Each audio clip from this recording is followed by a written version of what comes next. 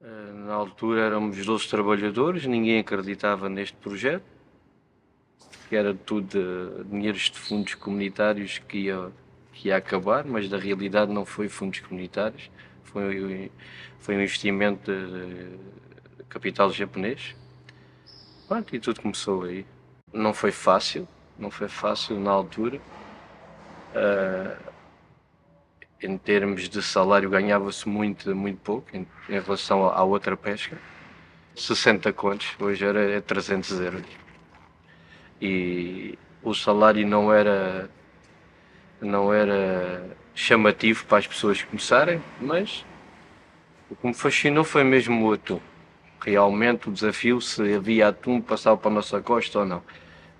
Que eu ouvi as histórias do meu avô. O projeto do Unipec surgiu em 93, talvez. Eu lembro-me que o Mário Soares foi ao Japão pedir aos empresários japoneses que viessem investir em Portugal. E depois os japoneses reuniram-se vários empresários e vieram visitar Portugal. E então havia o diretor do IPMA, que era o Dr. Carlos Sousa Reis. Alguns japoneses chegaram lá, perguntaram-lhe ele que queriam investir no Tejo, em guias ou outro tipo, qual era o investimento. E o Dr. Carlos Sousa Reis mostrou um livro ao São Moricava das armações de atum. Eu acho que esse livro fez a mudança da ideia japonesa. Viram que passava aqui atum, tinha um valor comercial na altura, o atum enorme no Japão. E foi entre o São Morikawa, parte japonesa, foi o Sr. Dr. Carlos Sousa Reis, que na altura era o presidente do IPA, e entre eles dois o projeto começou aí. O Dr. Carlos Sousa Reis disse que passava atum, volto a dizer, a pesca ao lado da ciência. E esse foi sempre um cientista que achava que o atum passava por cá, não havia era estruturas para os capturar, e sensibilizou os japoneses, aconselhou os japoneses, é aqui que tem que investir, é aqui, e começámos a fazer o estudo. Em 93 já fizeram grandes levantamentos no mar de estruturas onde tinham sido instaladas as antigas. Pronto, em 94 decidiram montar uma armação. A empresa japonesa que veio cá era a Arai Soji, da empresa Arai Soji. Não tem nada, outra é uma multinacional que não tem nada a ver, só tem a pesca em Portugal. O resto é vendas de automóveis, é venda de produtos agrícolas, é hotelaria, é hotéis, é tudo menos pesca, é só Portugal. Quais foram os principais desafios numa fase inicial da constituição da empresa? A legalização dos barcos era tudo experimental, era tudo. O barco, imagina de grande dificuldade de trazer um barco do Japão para Portugal, onde a borda do barco tem 30 centímetros e na altura era obrigatório só em Portugal a borda com 70 centímetros. Só aí foi uma grande dificuldade para legalizar o barco, mas conseguiu-se. Volto a dizer, a estrutura com o barco é feito para aquela estrutura, cada estrutura tem o seu tamanho de barco, as características do barco são sempre importantes para o acompanhamento da estrutura. E foi assim, não foi fácil a parte de legalização. Todos os vossos barcos vêm do Japão? Todos os nossos barcos vieram do Japão. Não foi fácil. E mesmo um dos grandes maiores desafios que acredito que na altura foi a mão de obra. Mão de obra. Não havia mão de obra. Ninguém queria trabalhar num projeto destes. Muito difícil. Muito difícil. A mão de obra foi uma grande dificuldade na altura. Hoje, toda a gente quer trabalhar connosco. Mas a mão de obra foi difícil. A mão de obra. E depois foi a língua também, foi um grande desafio. Foi a língua. Eles não sabiam falar inglês, era mesmo só japonês, mas aprenderam repressa português. É 1 ano e meio, os 3 japoneses cá estavam, já falavam português. Quem é nós 3 japoneses estavam cá? Era o Somorikawa, que era o responsável pelo projeto, era o Sorahashi, que era a parte financeira, e era o Soridaka, que era o técnico da qualidade do atum. Eram os 3 técnicos que cá estavam. Assim. O Somorikawa ainda está ligado à empresa, o Sorahashi já está no Japão, voltou para a empresa mãe, e o Soridaka já está a reformar. Tiveram cá também 4 técnicos tunisinos, que ainda na Tunísia ainda existia as armações, como existe na Espanha, e então inicialmente, como os portugueses não tinham mesmo experiência nenhuma em trabalhar em armações, a empresa decidiu contratar 4 técnicos tunisinos. Tiveram cá durante 2 anos, talvez, entre 2 anos e meio. No que toca à armação, quais são as especificidades e aquilo que vos diferencia de outras armações que estão espalhadas pelo Mediterrâneo? As próprias armações portuguesas que existiam antigamente, e as espanholas e das tunisinas, são quase todas semelhantes, parecidas, ainda o método antigo. Este método é um método mais recente, a gente não usa cabos de arame, a gente não usa âncoras, isto tudo tivemos que nos adaptar aos métodos japoneses, né? Os próprios barcos têm o seu próprio tamanho para trabalhar dentro da estrutura, têm gruas, tem a própria hélice do barco, tem uma rede em inox para proteger, para o barco andar por cima de todos os cabos sem enrolar na hélice.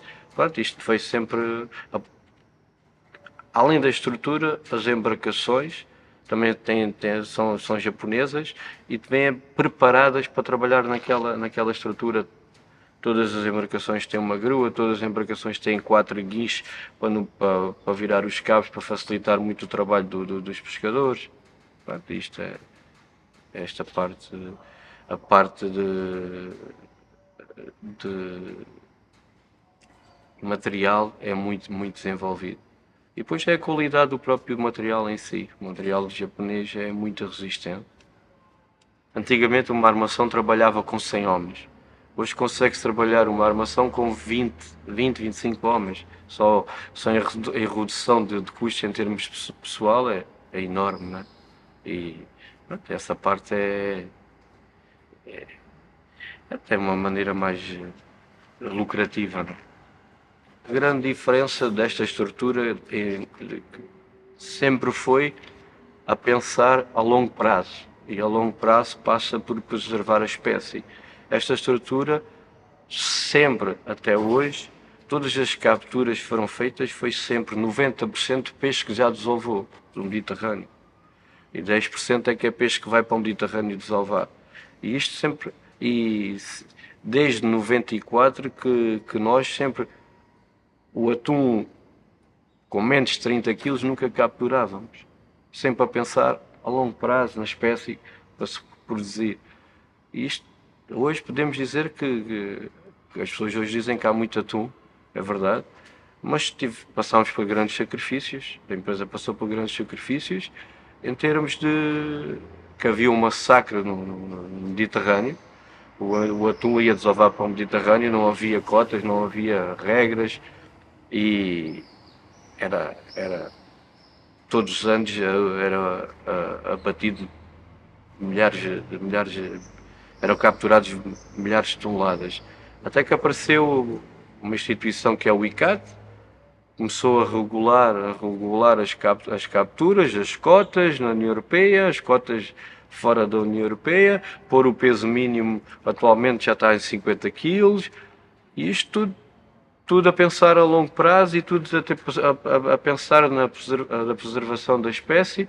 E hoje em dia, sim, todos podemos trabalhar a pensar que o nosso recurso é a longo prazo. Não é? É a longo prazo. Sempre criticámos as outras estruturas por capturar 100% de peixe de direito.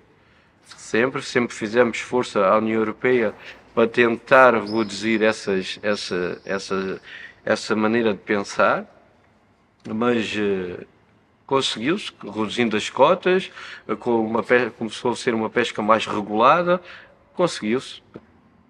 O controle em si, que cada atum as pessoas não se apercebem. Não é só uma fatura que vai acompanhar um atum. Quando nós retiramos um atum, temos de ter um observador a bordo, ok? Temos que ter, esse atum tem um BCD que é tipo um passaporte e acompanhado na fatura, quer dizer, hoje em dia já não se pode vender atum assim sem ter, esse atum está numerado, e é numerado e então as cotas são todas certinhas, não há aquela ilusão do mercado negro, não existe.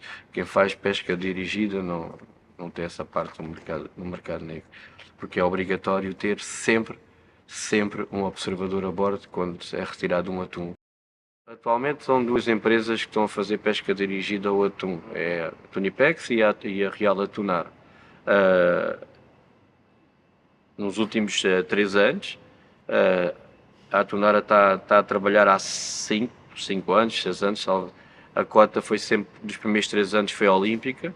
Era uma ansiedade enorme para nós e mesmo para eles, porque todas as duas empresas tinham que trabalhar e têm à volta de 30 funcionários. E então fizemos um pedido à DGRM, que queríamos 50-50, as cotas das armações divididas em 50-50, todas decididas no início de cada safra. Além dessas 50-50, o Estado também fica com mais outra parte. Normalmente fica com 200 toneladas, 100, 100 e picos para a madeira e depois 80, 90 mais ou menos para o bycatch, mais ou menos assim. Começamos no início do ano com a preparação, a limpezas, preparar a estrutura toda em terra, limpezas no mar, confirmação de tudo o que é cabos de superfície e submersos. Quando chega a primavera, colocamos as redes no mar. Vamos cerca de uma semana a montar as redes no mar, normalmente sempre depois da Páscoa, para termos sorte. Isso é uma feeling meu, mas pronto, sempre a partir de maio, da Páscoa, depois da Páscoa. Relaxamos na Páscoa e depois começamos o trabalho a sério. A estrutura trabalha normalmente 7 a 8 meses por ano a capturar peixe, ok? Além do atum, capturamos outras espécies, mas o essencial é mesmo o atum. Quando o atum está a começar a passar para o Mediterrâneo para desovar, como esse atum tem qualidade para ser vendido, tem valor comercial, tudo o que entra nós normalmente retiramos logo. Capturamos, informamos a DGRM, ou neste caso a administração, para poder ficar logo registro. Pedimos o observador para entrar no barco, temos que fazer um pedido antes de 48 horas. Depois de ter o observador, vamos capturar. Então, captura passa por cada peixe é importante para nós, então é 1 a 1. É retirado 1 a 1, capturamos 1 a 1.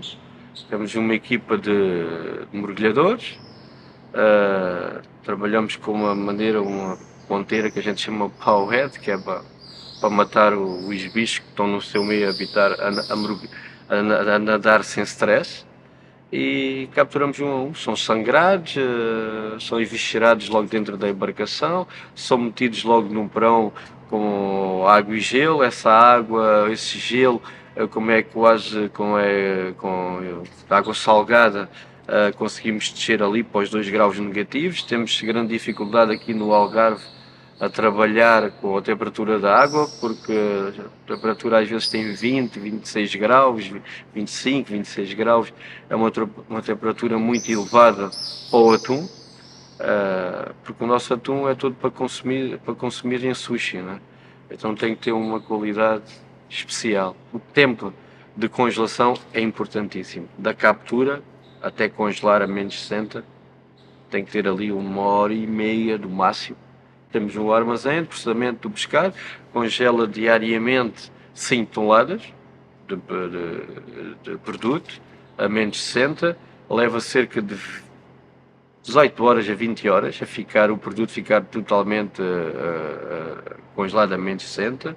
Tem tipo um termómetro, tem 5, 6 peças, tem um termómetrozinho desde do interior até cá fora, para sabermos se está mesmo congelado a 60 graus negativos todas as peças. Ficamos com a volta de 30, 40 toneladas do nosso produto para ser vendido na Europa. Vamos a tentar aumentar as nossas vendas na Europa, que é um desafio. As pessoas, quando ouvem falar atum congelado ou qualquer peixe congelado, as pessoas não gostam. Mas este método nosso que nós estamos a fazer é muito evoluído. A gente congela a menos 60 graus negativos. Conseguimos matar as bactérias e tudo. E então, para consumir no sushi, é o ideal. Costumo dizer que de maio até dia 2, 3 de junho é o peixe que passa para o Mediterrâneo para desovar. A partir daí já começa a ter mistura e então é melhor não tirar por causa de não ter riscos de perder qualidade. Quando nós capturamos o atum sem valor comercial, que já desova do Mediterrâneo, é enjaulado, fica na nossa estrutura durante 3 meses, é alimentado intensivamente, manhã e tarde. Tentamos que eles comam o máximo que puderem, tentamos ir ali aos 10, 12% do seu peso em termos de alimentação diária por dia. Somos muito exigentes também com a alimentação, tem que ser cavala boa, tem que ser cavala que nós capturamos, cavala que outros barcos capturam, que levem poucas horas de ser processamento de congelação. Tudo é importante para nós em termos de melhoria da qualidade da carne do atum. Depois, no fim dos 3 meses, vem um navio fábrica e capturamos tudo em 5 dias, 50 a 60 toneladas diárias para o navio. O navio é o navio que faz o processamento todo do pescado e víscera, corta em 4 partes e esse navio congela a menos 60 graus negativos. E depois transporta, leva cerca de um mês a chegar ao Japão para ser vendido. Normalmente vai chegar na altura das festas de fim de ano, assim nessa altura, para ter um valor mais alto. Quando se começa a desmontar a estrutura é no meio de outubro. Sempre temos um bocadinho depende das condições meteorológicas, mas normalmente é mês de outubro que começamos a desmontar a estrutura. Levamos cerca de uma semana a desmontar a estrutura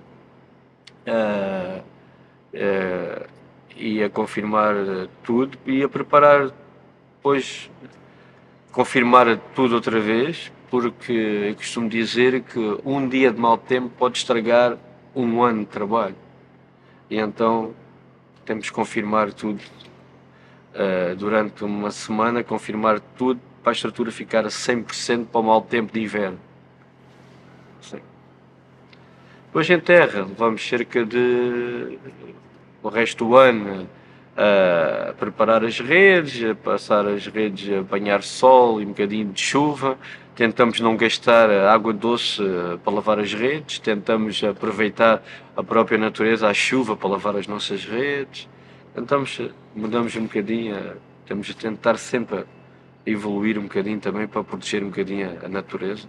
E a própria estrutura também fomos adaptando a aberturas laterais, aberturas para libertar essas espécies com menos valor comercial, peças protegidas, pronto, e a própria estrutura em si, antigamente as redes eram com alcatrão, agora já não se usa alcatrão, as redes são de poliéster, são redes que não estragam o meio ambiente. Pronto, e acabo por fazermos, estamos sempre a tentar. O que eu costumo dizer é que se nós queremos viver na linha da natureza, nós estamos na linha da natureza. A nossa matéria-prima vem da natureza, então nós temos que adaptarmos, temos que preservar a natureza. A população é composta por 2 rabeiras. Essas rabeiras, é uma de terra e uma de fora. Basicamente são redes guias, vai da superfície ao fundo, que encaminham o peixe para outra estrutura, que é o recreio e a ascensão. O recreio também é tipo um labirinto, onde o peixe passa, tipo um labirinto. A rabeira terra e a de fora e o recreio são redes que vão só da superfície ao fundo. São mesmo redes para encaminhar o peixe para o copo, para outra estrutura. Depois do recreio tem uma outra secção que chamamos já ascensão, que é tipo uma rampa, onde essa rampa ou essa ascensão está ligada a outra estrutura que é o copo. E esse copo, para as pessoas terem uma ideia, é uma garrafa corta ao meio com o gargalo invertido. Está ligado. O peixe sobe a ascensão, sobe a rampa, entra dentro do gargalo da garrafa invertido e depois já não consegue descobrir a saída. Então essa é a parte, é composta assim a nossa armação. A ciência passa mesmo pela rampa e o gargalo da garrafa invertido. Essa parte. Depois daí, no fim temos outra parte, outra rede, que é a piscina, que estão ligadas o fim do copo com o início da piscina estão ligados. É tipo uma meia-lua, onde a gente passa as espécies que nós queremos guardar, passa para essa piscina e fica lá em estabulação. Não só o atum, mas também a carvina, porque a carvina também tem um grande valor comercial do mês de julho, agosto e setembro, derivado ao turismo, e chegamos a vender a carvina também a 20, 25 euros o quilo, e reparámos também que muita quantidade não é sinal de lucro.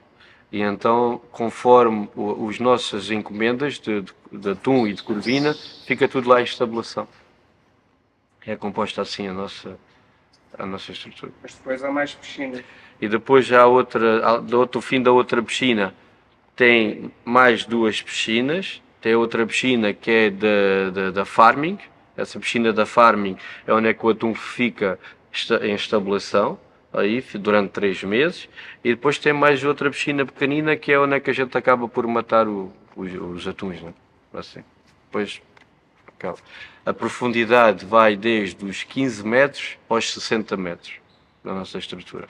O centro da estrutura é aos 30 metros de profundidade. O recreio, a ascensão, o copo e as piscinas, da piscina da armação e as piscinas da farming, estão todas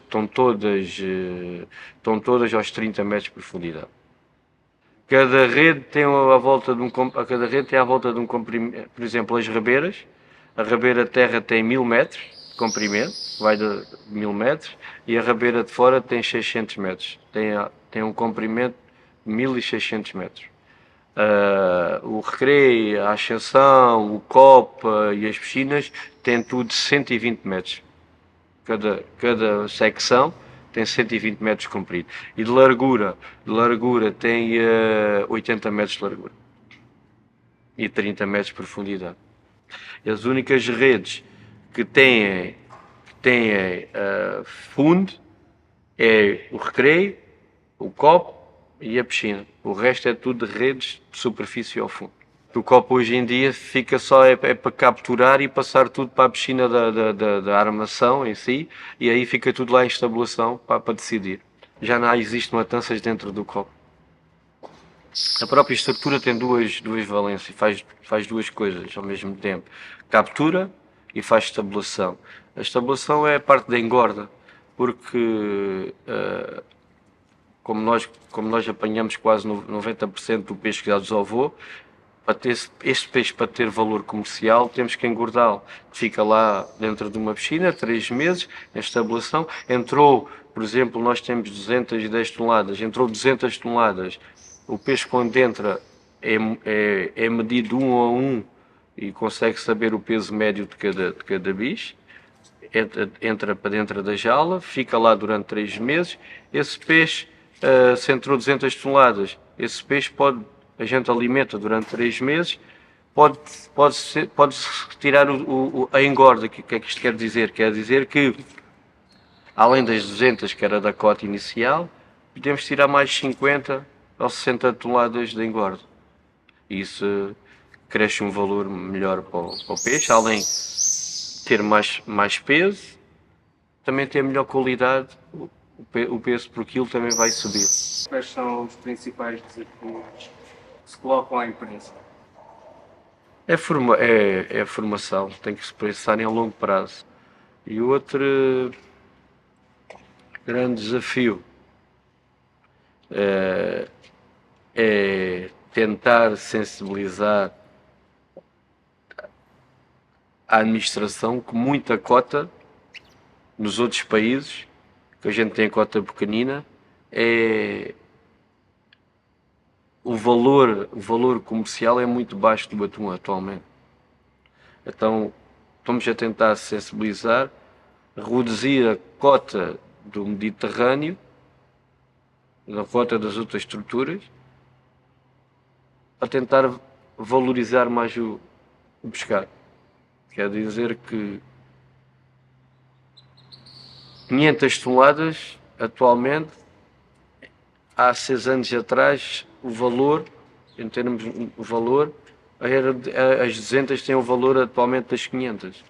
O lombo fresco ronda aí à volta dos 24, 25 euros por quilo. O congelado ronda aí à volta dos 30 euros por quilo. Qual é a percentagem de atum que vocês exportam? E daqui exportam, qual é a percentagem para o Japão, depois para o resto do mundo? Quanto é que fica em Portugal? Para o Japão, agora neste preciso momento, é à volta de 80%. Os outros é posto aqui, acredito que 10% em Portugal e 10% nos restos dos países. 5% em Portugal, 15% para o resto da Europa.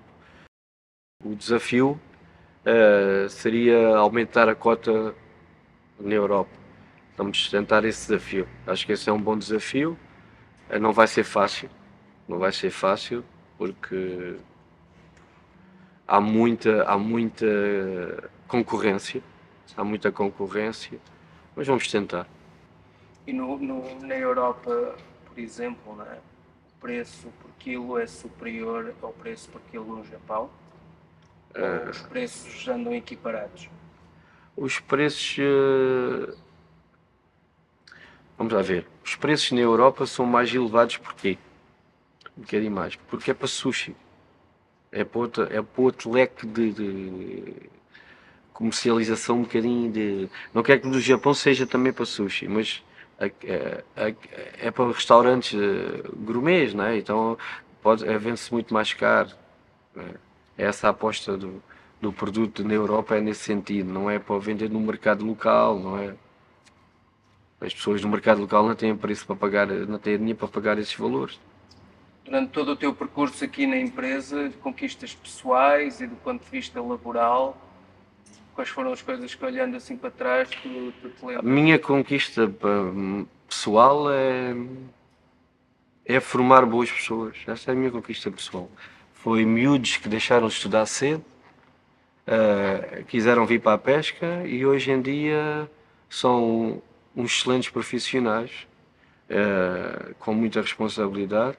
Essa foi a minha conquista, formar boas pessoas, bons funcionários e bons homens. Formar bons homens. E que chegavam aqui cheio de ideias revolucionárias e tentar educá-los a fazer um bocadinho parte de ser um bocadinho pai e mãe ao mesmo tempo,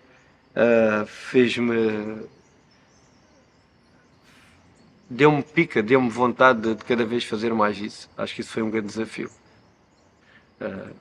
Foi o que fizeram comigo e eu quero continuar. Acho que esta filosofia é a melhor de todas. O grande desafio é cultura portuguesa, cultura japonesa, encaixar Este foi um grande sucesso, encaixou bem. Fala-me sobre isso. Quais são as Encaixou. diferenças da cultura portuguesa para a nós- japonesa e como é que elas encaixam? Nós somos um povo super, super desarriscado. Sempre. Não é o fim do mundo as coisas. Fazemos, construímos, aquilo parte-se ali, a gente arranja. Provisoriamente a gente faz qualquer coisa. Os japoneses são uma cultura de disciplina. Tem que ser hoje, tem que ser feito agora, tem que ficar bem feito. E então isto foi um, uma união entre as duas partes, da perfeição, do de saber desarriscar, isso tudo foi perfeito, foi perfeito as duas culturas encaixarem-se. Esse foi o grande sucesso desta empresa. Eu por exemplo, um exemplo super simples. O administrador da empresa, eu sou Moricava, ia todos os dias connosco ao mar. O São Moricava calçava botas, o São Moricava era o primeiro a fechar as redes. E isto de ver aqui, para nós, ele era igual a nós. E então, mais vontade nós tínhamos de lhe ajudar a construir o projeto dele, a levar para a frente, porque estávamos lado a lado. Ele olhava para nós, olhos nos olhos.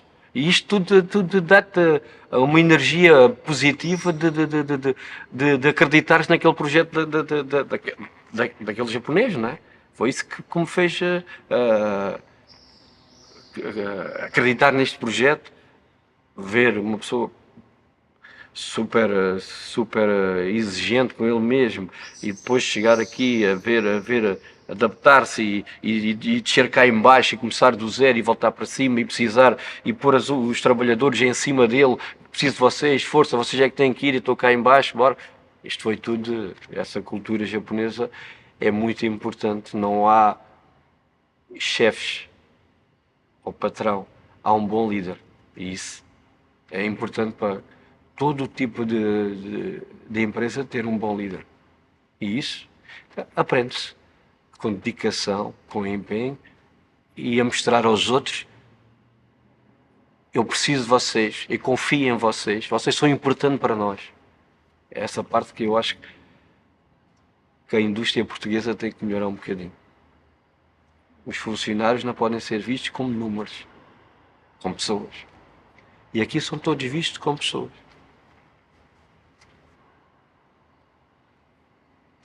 Eu acho que o ser bom líder, eu posso me considerar um bom líder, porque estou sempre do lado bom, mas sou sempre muito mais presente do lado mau. Mesmo na vida pessoal de qualquer funcionário, eu estou lá para os ajudar. Nessa parte, porque se a pessoa, a vida pessoal, precisa de ajuda e que a vida pessoal vai te interferir no trabalho, até tento-lhe ajudar na vida pessoal a tentar. E aí, quando a pessoa está bem da vida pessoal, está bem da vida profissional. Bora tirar cursos para aqui, para ali. Eu tenho a cédula, chega. Não, aqui não. Eu passo horas de inverno aqui, a informação, fazer, para eles serem os melhores dos melhores. É tento que eles sejam os melhores dos melhores. E estarem preparados para o mau tempo, para tudo, para poderem decidir por eles próprios. E isso é importante. Essa parte é fixe. Não é só o estatuto, não. Tentar levar todos comigo. Vou-te contar esta parte. 99 para 2000, quando vou apresentar um projeto, este projeto para eu ser o responsável, São Maricava pôs-me à minha frente um projeto de 30 anos. Entrei em pânico. 30 anos! Fogo! Volto a dizer, a cultura portuguesa. A gente pensa amanhã, ou o que fizemos ontem. Não o que a gente vai fazer daqui a 30 anos. Cada patamar foi pensado, foi decidido, isto tudo, este meu processo todo foi decidido há 30 anos atrás. Minto, há 24 anos atrás. Faltam-me 6 anos para completar o projeto dos 30 anos. Parece, eu dizia assim, isso, sou Marical, você está a brincar comigo, 30 anos, não sei o que é eu faço em 30 anos.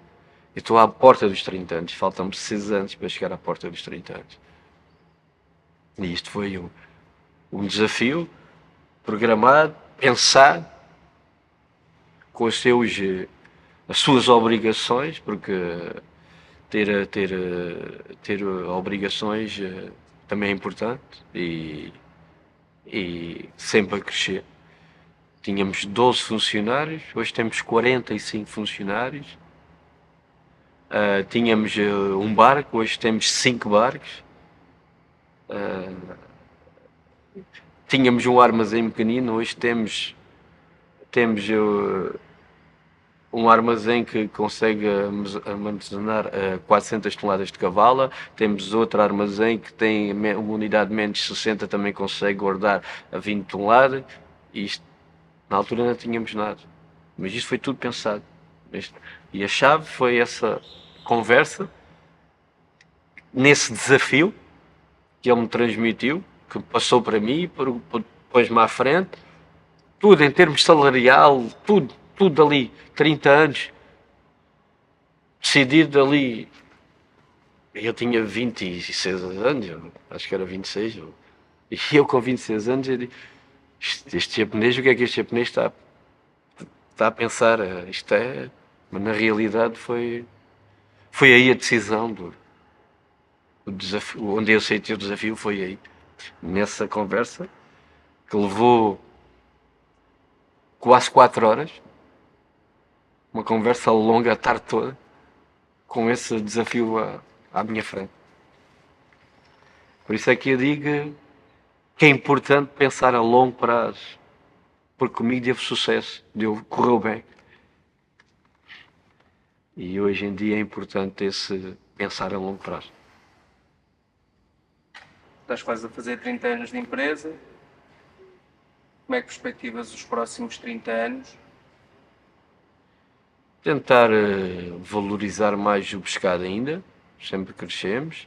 Tentar formar mais 10 a 15 funcionários jovens, entre os 20 e os 25 anos. Pensar noutro barco talvez, pronto, com mais a gastar, fazer menos poluição, talvez um barco elétrico, tentar, ou híbrido, uma coisa qualquer, tentar reduzir, fazer menos poluição, tentar nesse objetivo. Já falamos, já temos esse projeto em mente. Depender menos das energias fósseis.